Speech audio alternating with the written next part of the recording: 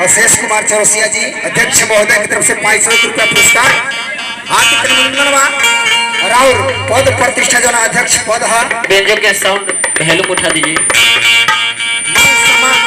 राहुल बनल रहे यही कामना रही बाबू।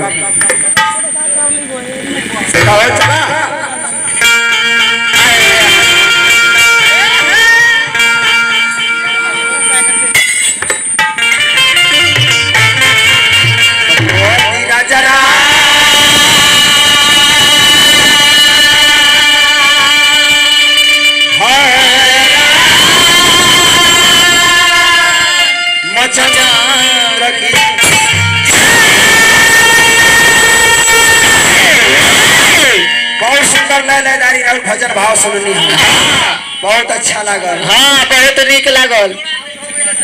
हाँ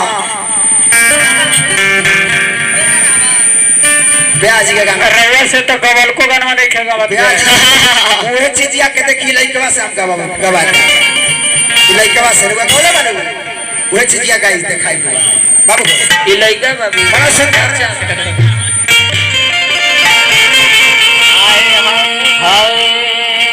पुष्पक विमान जो उड़ान भरी दुनिया में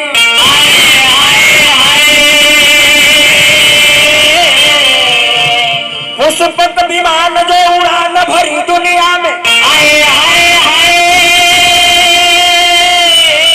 उसको बनाए थे बाबा विश्वकर्मा जी।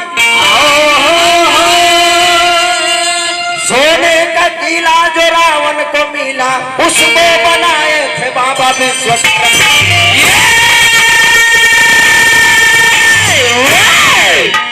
गाय मेले भैंस में माघ मेले पूस में हाँ बात तो करे क्या बना ए हमें से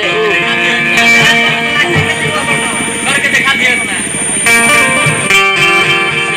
बड़ा बढ़िया लय एगो आइल बहिन प्रमोद प्रेमी। हाँ प्रमोद प्रेमी कौन लय सुनले बाबू कौन लय सुनले रे बोला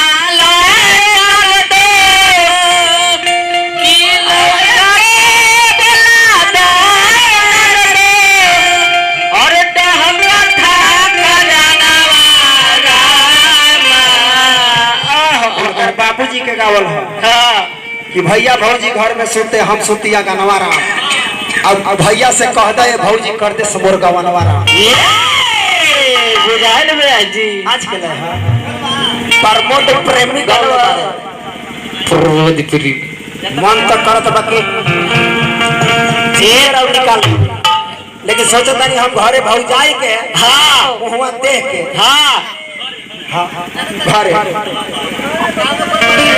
ना छोड़ दी काहे जरबा देबा ई राई है हाँ तबे ना कुछ कही है। हाँ जी हाँ सब संत है संत को रहना जरूरी है। हाँ जी एकदम रही रहूंगा। अरे महाराज ये बताई अगर खोजवा के द्वार पर बुलाई हाँ खोजवा के द्वार पर बुलाई ये तो चाहे तो मुंह बीच का नहीं अब अगर पोपटा के ऊपर माइक दे दे हाँ टेंट समियाना का पैसा डाले मिल जाएगा। डीजे जब घर ले आए हाँ तो अग्नि लिपाई हाँ न चिपरिए पथाई हम कुछ कहे ना चाहे मैं सोचे कुछ गीत गाने हो ओकरे में तनी तनी कहा जाए बाबा विश्वकर्मा जी के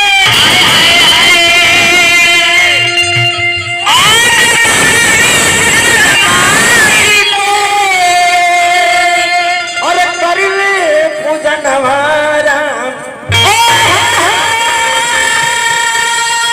बाबा विश्वकर्मा जी के और करिले पूजन हमारा तो कल कर खाना बनवले राउर लई है तो रहे ना भजन भाई कि कल कर खाना बनवले जानता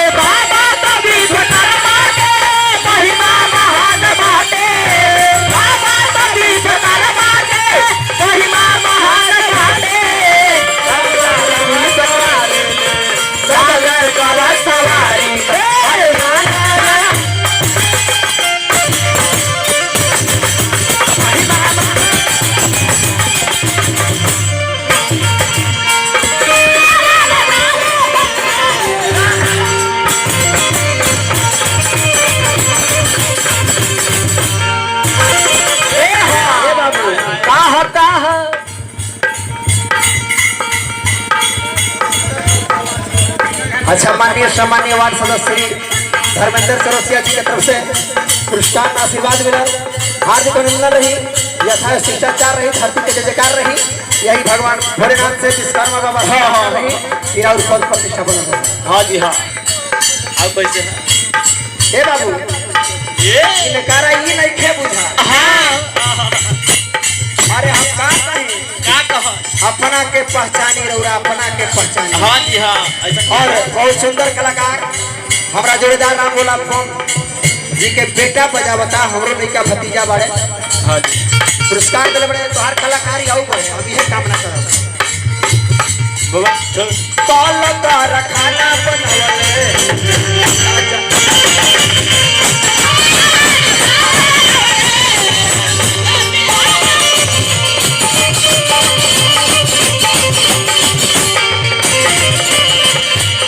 ए बाबू मंत्रा के भाव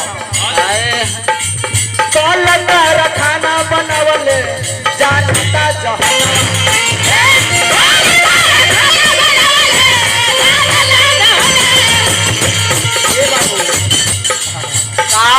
भगवान विश्वकर्मा जी हाँ जी हाँ महिमा महान बाबा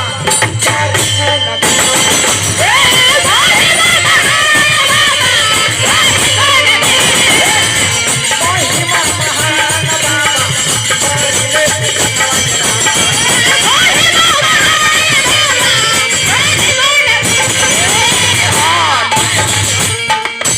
महिमा महान बाबा करेले पूजनवा बाबा और का पूजा कर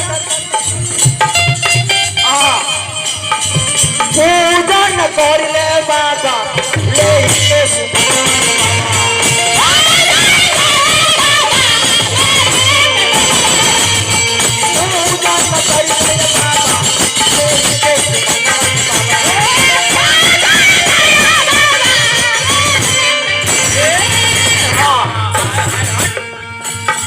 बाबा विश्वकर्मा जी के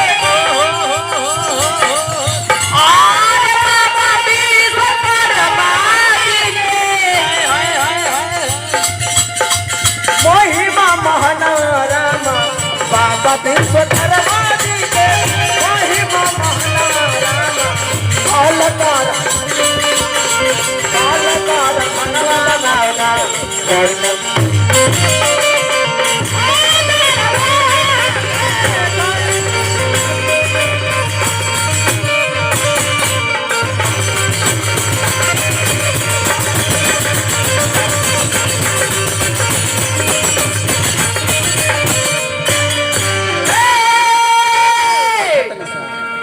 कहानी इनकर कहानीकार है। हाँ जी हाँ कहा गाथा तो हर बाथा निकाल दे, आए हाय कहानी का तो खत्म कर दे।